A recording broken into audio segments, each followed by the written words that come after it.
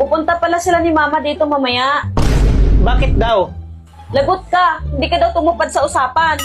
Wala naman ako matandaan na may usapan kami ng mama mo. Ano ba yun?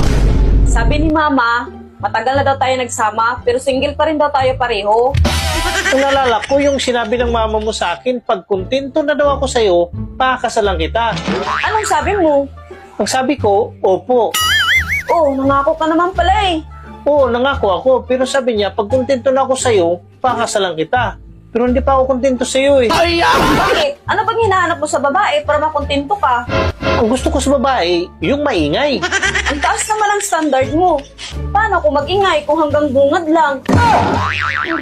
Huwag mo naman ibuki.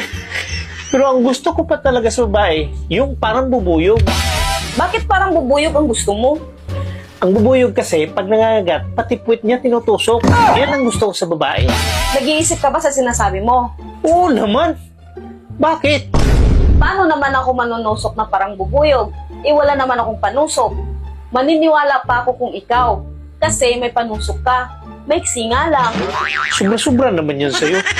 Tsaka ito ang pinakagusto ko sa babae na wala talaga sa'yo. Gusto ko sa babae yung pumapalag talaga, gumaganti. Kasi wala ka lahat nun eh. Kaya hindi ako kontento sa'yo at hindi kita pakakasalan. Gusto mo pala pumapalag.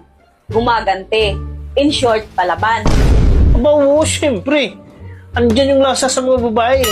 Wala ka nun eh. So hindi kita pakakasala. Ganun ba?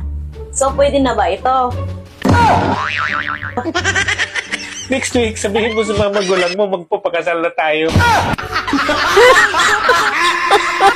My son.